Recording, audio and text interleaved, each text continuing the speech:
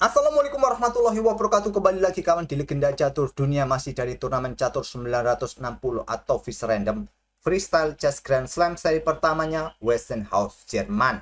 Seri kedua akan berlangsung bulan April mendatang di Paris, Prancis dengan komposisi 3 pemain terbaik dari seri ini akan bisa bermain lagi di seri kedua, ditambah 3 pemain berdasarkan elo rating, ditambah 3 pemain undangan, dan ditambah 1 pemain lewat jalur kualifikasi. Jadi ada 10 pemain ya untuk setiap serinya. Dan 2 slot di seri ini sudah di tangan Vincent Kemmer dan Fabiano Caruana. Sedangkan 1 slot diperebutkan Magnus dan Javokir Sindarov. Tapi sepertinya 1 slot ini juga akan jatuh ke tangan Magnus Carlsen, karena Magnus menang pada game pertama di hari ke-7 kawan. Oke, tanpa babi bu lagi, kita ulas permainan Magnus ya melawan Javokir Sindarov, kuda hitam di turnamen ini. Akhirnya jatuh juga di tangan Fabi lewat tie breaks, dan di game pertama menghadapi Magnus, Javokir Sindarov kalah. Posisi 866, ada 1 pion yang tak terkawal dari para perwira yang ada di baris pertama ataupun baris ke-8. Kalau ide bermain Vincent Kemmer, pion C4 dia mainkan untuk langsung membuka serangan. Tapi di sini Javokir Sindarov memilih dengan pion E4, Magnus pion E5, kuda F3, kuda F6 seperti Petrov defense. Kemudian ya masih pion C4, langkah kuat atau mengembangkan kuda sesegera mungkin untuk cepat perkuat posisi pion E4 karena ada potensi serangan juga. Gajah kuda kawan. Memilih dengan pion A4 kawan. Apa tujuannya? Mungkin untuk menghadang pergerakan pion B5. Pion B6 atau juga kuda G6 memilih dengan pion C6, Magnus Carlsen. Pion B4, menteri C7, menteri B3 langsung mengincar peta F7. Magnus melepaskannya, memilih kuda G6, tidak berani ambil benteng B1. Ambil saja nggak ada masalah. Kalaupun ada ancaman ya tinggal mundur. Kalaupun tidak ada ancaman mungkin berlanjut dengan pion B5, rokade panjang, ya tahan diri. Mungkin bisa melanjutkan kuda G3 ya. Tapi tidak berani ambil benteng B1. Magnus tutup diagonal. Langkah kuat lainnya bisa bermain dengan pion C5. Magnus ingin menutup diagonal kawan, juga berikan akses menteri, perkuat baris ke-7-nya. Kuda G3, Magnus langsung rokade panjang. Gajah D3, pion D pukul pion E4. Magnus membuka permainan peta pusat, ambil balik dengan kuda, menantang pertukaran. Magnus dengan kuda F4 menyerang gajah, menyerang pion G2. Di sini ya, apakah tarik mundur kawan? Dan juga terbuka ya, lajur D ini sangat riskan. Javokir Sindarov memilih kuda pukul kuda F6, ambil langsung kawan. Kalau tidak diambil langsung, memilih ambil gajah Disney, berharap diambil oleh pion. Ingat, lihat, kuda juga dalam posisi yang bagus untuk caplok benteng, juga mengancam menteri. Jadi kalian akan terlambat kawan, kalian kalah kualitas perwira ke depannya. Kalau ambil benteng, menteri jatuh. Mungkin ambil pion F2 saja, tempo skak, raja geser, tetap ya.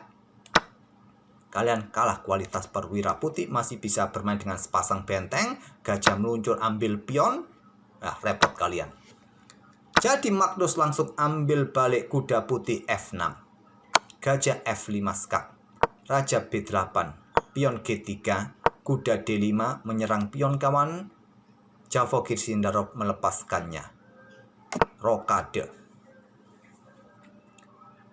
Magnus caplok pion B4. Memang sulit kawan untuk pertahankan pion ini dengan pion C3. Repot juga posisi gajah kalian ya. Repot, pion B6 mungkin akan dimainkan. Seumpama gajah C3 mungkin juga salah satu opsi. Mungkin pion C5. Nah, pion B pukul pion C5. Menteri ambil balik. Memilih dengan tinggalkan pion. Magnus caplok. Untung 1 pion Magnus. Ada pion D4 kawan, bukan langkah kuat. Pion C3, segera usir kuda kembali, langkah kuatnya. Memilih dengan pion D4.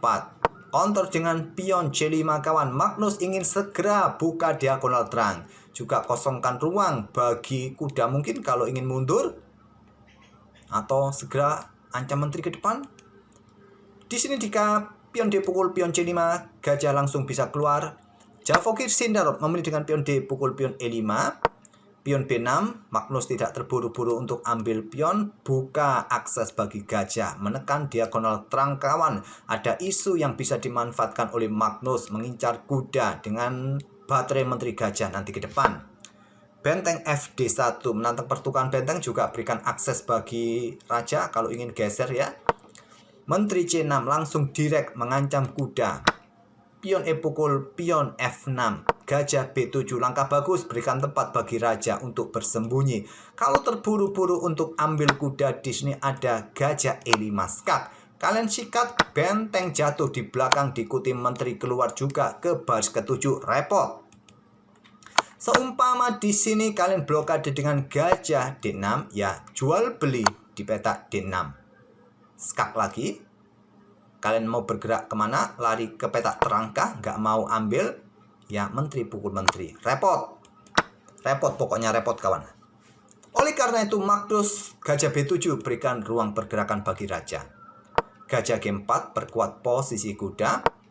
Pion C4 usir menteri dan juga berikan tempat bagi gajah kawan. Menteri geser ke C3, pion A5, stabilkan dulu posisi kuda. Juga untuk perkuat dari ancaman benteng ini kawan.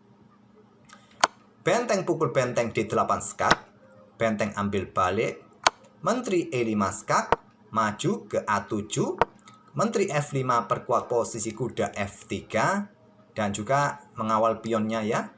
Di sini gajah C5 lanjut Magnus menekan petak F2, gajah C3 menyerang kuda, Magnus melepaskan kuda caplok pion C2, korbankan diri. Tidak diambil benteng C1, diambil langkah terbaiknya. Tapi juga repot kawan, ada benteng D3. Mengusir kuda, siap caplok.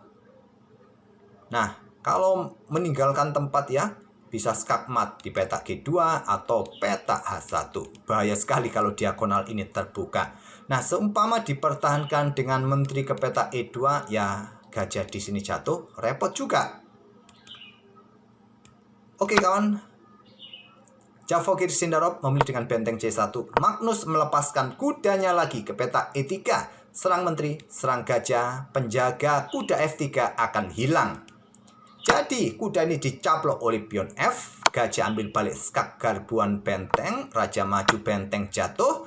Dan raja lari mencari tempat yang lebih tertutup ya, agar kuda ini bisa leluasa bergerak. Tapi setelah benteng D3 ancam dua perwira sekaligus, gajah D4 jawaban dari Javokir Sindarov. Tapi setelah menteri D5, Javokir Sindarov menyerah di langkah ke-28. Menantang pertukaran menteri, memberikan tekanan berat, menekan terus kawan semua perwira, Javokir Sindarov menyerah. Karena jika dilanjutkan, menteri pukul menteri ambil balik, posisi gajah terancam, posisi kuda terancam, sudah tak perlu kita bahas lagi. Oke, itulah kawan permainan Magnus. Perebutan tempat ketiga game pertama. Magnus hanya butuh hasil remis pada game kedua malam ini kawan. Begitu juga dengan Vincent Keymer. Vincent Keymer sebagai pemain tuan rumah ya. Akhirnya Vincent Keymer ini bisa mencicipi gelar juara. Kalau juara.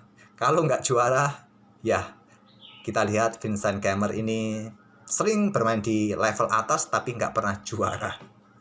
Oke, semoga permainan kedua pemain bisa menghibur kalian. Jangan lupa tinggalkan jejak kalian, terutama like video kami kawan, dan subscribe bagi kawan-kawan yang baru mampir. Terima kasih. Wassalamualaikum warahmatullahi wabarakatuh.